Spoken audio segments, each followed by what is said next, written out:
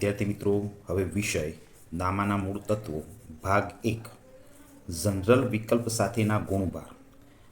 આ ભાગ 1માંથી જનરલ વિકલ્પ સાથેના કુલ ગુણભાર 71 માર્ક છે. બોર્ડનું પેપર આવે એમાં ભાગ 1માંથી 71 માર્કનું પૂછાશે. તો હવે કયા ચેપ્ટરમાંથી કેટલા માર્કનું પૂછાશે એ હું વિગતવાર સમજૂતી આપું. ચેપ્ટર નંબર 1, ચેપ્ટરનું નામ છે ભાગીદારનો વિષય પ્રવેશ. આ પ્રકરણમાંથી વિકલ્પમાં વિભાગ એની અંદર 2 વિકલ્પો પૂછાશે 2 માર્કના, અને સી વિભાગમાં 1 દાખલો પૂછાશે. એ દાખલો ટૂંકો જ હશે અને એ 3 માર્કનો હશે. એમ કરીને કુલ 5 માર્કનું આ ચેપ્ટર છે.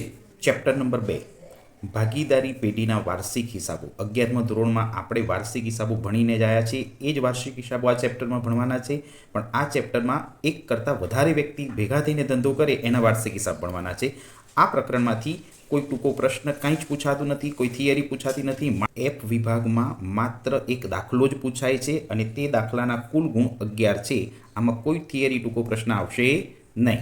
ચેપ્ટર નંબર 3 પાઘડીનું મૂલ્યાંકન. આ પ્રકરણમાંથી એ વિભાગમાં 2 વિકલ્પો પૂછાશે, બી વિભાગમાં એક ટૂંકો પ્રશ્ન પૂછાશે અને ડી વિભાગમાં 2 દાખલા પણ પૂછાય અથવા થિયરી પણ પૂછાય. એક દાખલો પૂછાય ને એક થિયરી પૂછાય. દાખલો પૂછાશે પણ થિયરી પૂછવાના પણ ચાન્સ રહે છે. તો 2 વિકલ્પોના 2 માર્ક, એક ટૂંકો પ્રશ્ન અને એક દાખલો 4 માર્કનો હશે. 2 પ્રશ્નો પૂછાશે, એ 2 પ્રશ્નો, એક પ્રશ્ન 4 માર્કનો, એમ 2 પ્રશ્નો 8 માર્કના. એમ આ ચેપ્ટરના કુલ ગુણભાર 11 છે. આ ચેપ્ટર પ્રમાણમાં ખૂબ જ સહેલું છે. 11માંથી 11 માર્ક લાવી શકાય તેમ છે. નંબર 4 ભાગીદારી પેઢીનું પુનર્ગઠન. ભાગીદારી પેઢીનું પુનર્ગઠન એટલે ભાગીદારી પેઢીમાં થતા ફેરફારો.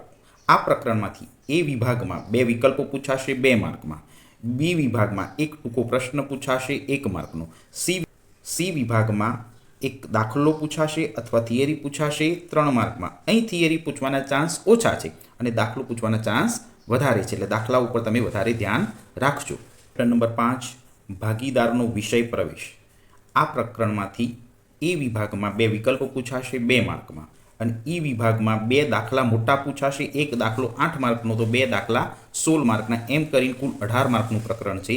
આ પ્રકરણમાંથી બી વિભાગમાં કોઈ ટૂંકો પ્રશ્ન પૂછાતો નથી કે સી વિભાગમાં પણ કોઈ થિયરી પૂછાતી નથી. વિકલ્પમાં 2 વિકલ્પો અને મોટા દાખલા તૈયાર કરવાના.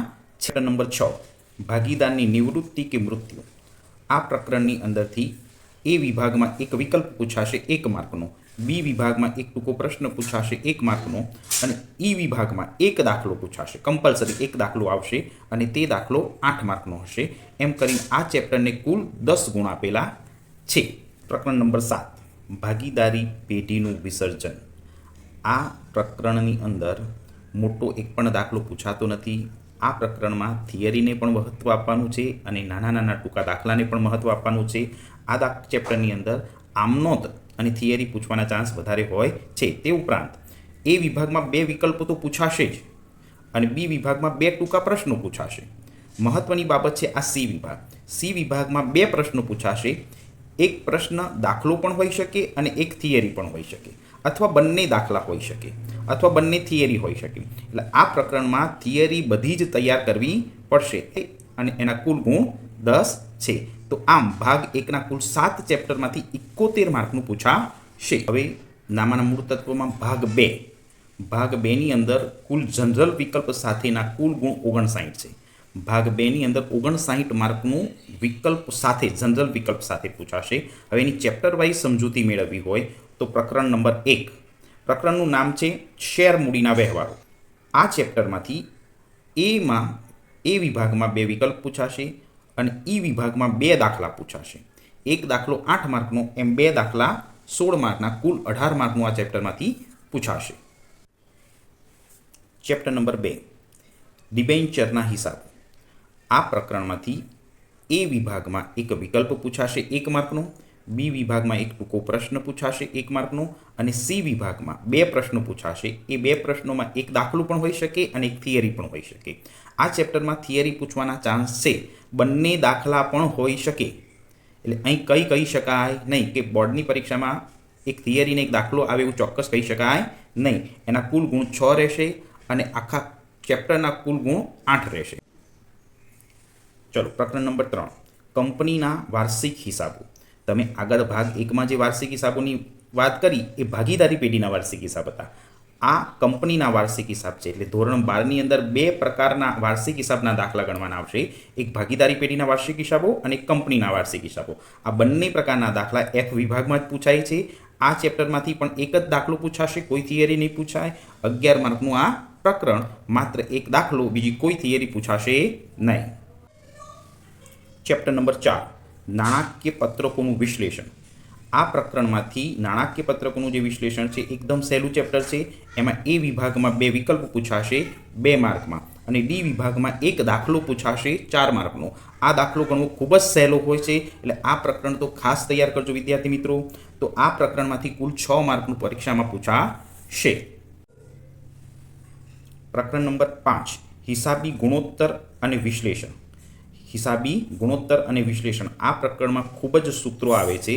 એટલે આ ચેપ્ટર મોટાભાગના છોકરાઓ એવોર્ડ કરે છે. આ ચેપ્ટર તૈયાર ન કરો, આનો એક પણ દાખલો તૈયાર ન કરો તો પણ બોર્ડની પરીક્ષામાં ચાલે, પણ આના થિયરીના પ્રશ્નો તમારે કમ્પલસરી તૈયાર કરવા પડશે. તો એ વિભાગમાં 2 વિકલ્પો પૂછાશે. આ વિકલ્પો કમ્પલસરી તૈયાર કરવા પડશે. બી વિભાગમાં 2 ટૂંકા પ્રશ્નો પૂછાશે. બી વિભાગમાં 2 ટૂંકા પ્રશ્નો પૂછાશે 2 માર્કમાં અને ડી વિભાગમાં એક દાખલો પૂછાશે 4 માર્કનો. જો આ પ્રકરણના તમે દાખલા તૈયાર ન કરો તો પણ તમે 100 માર્કનું પેપર પૂરેપૂરું લખી આવી શકો. ચેપ્ટર નંબર 6, રોકડ પ્રવાહપત્ર. આ પ્રકરણમાંથી એ વિભાગમાં 2 વિકલ્પો પૂછાશે 2 માર્કના. વિભાગમાં 2 ટૂંકા પ્રશ્નો પૂછાશે 2 માર્કમાં અને ડી વિભાગમાં એક દાખલો પૂછાશે 4 માર્કનો. આ પ્રકરણનો દાખલો તૈયાર ન કરો તો પણ ચાલે એમ છે. 100 માર્ક લાવવા માટે કોઈ તકલીફ પડશે નહીં. પણ જો આવડતો હોય તો આ ચેપ્ટરમાં 2 રીતો એકદમ સહેલી છે. એ 2 રીતોના દાખલા તૈયાર કરીને બેસવા. તો એમ આ ચેપ્ટરને 8 માર્ક આપેલા છે. કુલ ગુણભાર ભાગ 2માં 18, 8, 11, 6, 8 અને 6 એમ 59 માર્કના કુલ ગુણભાર છે. ભાગ 1 અને ભાગ 2 થઈને કુલ 130 માર્કનું પેપર પૂછાશે અને 130માંથી 100 માર્કનું લખવાનું રહેશે. ત્યારે મોટાભાગના છોકરાઓનો પ્રશ્ન હોય છે કે સાહેબ થિયરી કયા ચેપ્ટરમાંથી કરવી, થિયરી કયા ચેપ્ટરમાંથી કરવી. તો 12મા ધોરણની અંદર એકાઉન્ટન્સીના ભાગ 1 અને ભાગ 2માંથી હું આ 3 જ ચેપ્ટર કહું છું. આ 3 ચેપ્ટરની થિયરી કરજો. ભાગ 1નું ચેપ્ટર છે પાઘડીનું મૂલ્યાંકન, એની થિયરી કરજો. ભાગીદારી પેઢીનું વિસર્જન, એ પણ ભાગ 1નું ચેપ્ટર છે. આ 2 અને ત્રીજું ચેપ્ટર છે ડિબેન્ચરના હિસાબો. આ ભાગ 2નું ચેપ્ટર છે. તો આ 3 પ્રકરણમાંથી થિયરી પૂછવાના ચાન્સ હોય છે. હું અહીંયા આગળ મારો આ વિડીયો પૂરો કરું છું.